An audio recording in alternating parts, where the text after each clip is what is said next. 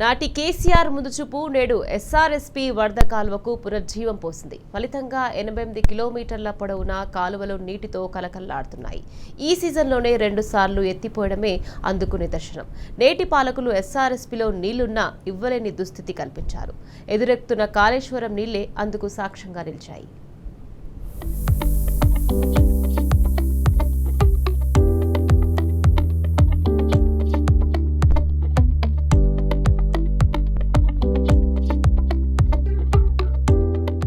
పాలకుల ముందుచూపు, తీసుకునే మంచి నిర్ణయాలపైనే ఆ ప్రాంత అభివృద్ధి ఆధారపడుతున్నది చాణక్యుడి మాట. ఇందుకు కేసీఆర్ ఆలోచన విధానం నుంచి పురుడు పోసుకున్న ఎస్ఆర్ఎస్పీ పునరుజ్జీవ పథకం నిలువెత్తు నిదర్శనంగా నిలుస్తోంది. నాడు ఉత్తర తెలంగాణ వరప్రదాయంగా పేరు పొందిన శ్రీరామ్ సాగర్ క్రమేపీ వట్టిపోవడం, ఈ ప్రాజెక్టుని ఆధారంగా చేసుకుని కట్టిన వరద కాలువ బోసిపోవడం ఫలితంగా వ్యవసాయ రంగ భవిష్యత్తు ప్రశ్నార్థకంగా మారింది. ఈ పరిస్థితుల్లో అధికారం చేపట్టిన తెలంగాణ తొలి ముఖ్యమంత్రి కేసీఆర్ వట్టిపోయిన ఎస్ఆర్ఎస్పీకి జీవం పోయాలని, వరద కాలువను కాళేశ్వరం జలాల ఎత్తిపోతలతో రిజర్వాయర్గా మార్చాలని కార్యాచరణ రూపొందించి అమలు చేశారు. ఇప్పుడు ఆయన దూరదృష్టి వరద కాలువకు జీవధారమైంది, అన్నదాతలకు జీవనాడిగా మారింది, భూగర్భ జలాలు పెరిగేందుకు వేదికైంది, మండు టెండల్లోనూ చెరువులు మత్తళ్లు దుంకేందుకు ఆధారమైంది. నాడు కేవలం వరదకు మాత్రమే పరిమితమై నేడు బహుళ ప్రయోజనాలకు వేదికైన వరద కాలువ వినియోగాన్ని చూస్తే పాలకుడి దూరదృష్టి అర్థమవుతుంది.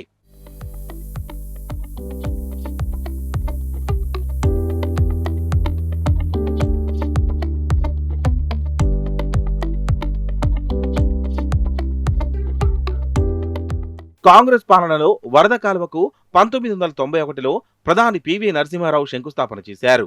22,000 క్యూసెక్కుల సామర్థ్యంతో 122 కిలోమీటర్ల పొడవున నిర్మించిన ఈ కాలువ ద్వారా ఎస్ఆర్ఎస్పీ నుంచి దిగువకు 20 టీఎంసీల నీటిని తరలించి 2.20 లక్షల ఎకరాలకు సాగునీరు అందించాలని లక్ష్యంగా నిర్ణయించారు. నాటి పాలకుల నిర్లక్ష్యంతో కాలువ తవ్వడానికే 19 ఏళ్లు పట్టింది. 1991లో పనులు మొదలు పెడితే 2010లో ప్రారంభానికి నోచుకుంది. అప్పటికే మహారాష్ట్ర ప్రభుత్వం ఎస్ఆర్ఎస్పీ ఎగువన బాబ్లీ వంటి ఎన్నో ప్రాజెక్టులను కట్టడంతో ఎస్ఆర్ఎస్పీకి నీరు రావడం గగనమైంది. దీంతో ఉత్తర తెలంగాణ వరప్రదాయనిగా ముద్రపడిన శ్రీరామ్ సాగర్ భవిష్యత్తు ప్రశ్నార్థకమైంది. ప్రాజెక్టుకు నీళ్లు రాక వరద కాలువ మైదానంలా మారి చాలా గ్రామాల పరిధిలో క్రికెట్, ఇతర ఆటలకు వేదికైంది.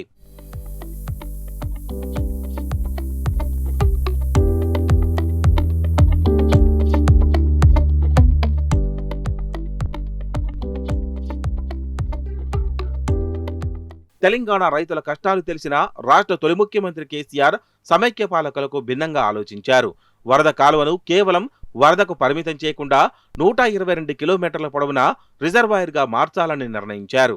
ప్రాజెక్టుల రీడిజైనింగ్ లో భాగంగా ఎస్ఆర్ఎస్పీ పునరుజ్జీవం పేరిట వినూత్న ఆలోచనకు శ్రీకారం చుట్టారు.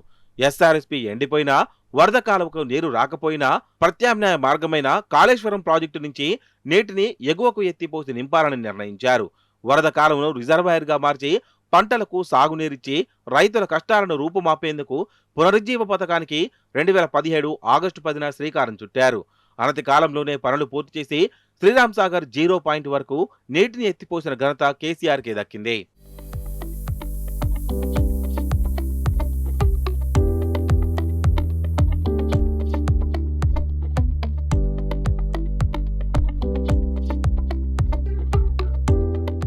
వరద కాలువకు నిరుడు నిజామాబాద్ జిల్లా మోర్తాడ్ మండలం గాండ్లపేట పరిధిలో గండిపడింది. నేటికి దానిని పూడ్చే నాదుడే లేడు. ప్రస్తుతం ఎస్ఆర్ఎస్పీలో 38 టీఎంసీల నీళ్లున్నాయి. అయినా వరద కాలువకు గండిపడడంతో దిగువకు నీరివ్వలేని దుస్థితి నెలకొంది. ఈ పరిస్థితిలో కేసీఆర్ పూర్తి చేసిన ఎస్ఆర్ఎస్పీ పునరుజ్జీవ పథకమే రైతుల పాలిట వరంలా మారింది.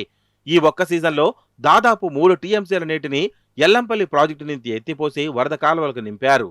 ఒకవేళ కేసీఆర్ కూడా సమైక్య పాలకుల మాదిరిగానే ఆలోచించి ఉంటే ఎస్ఆర్ఎస్పీ పునరుజ్జీవ పథకం పురుడు పోసుకునేదా?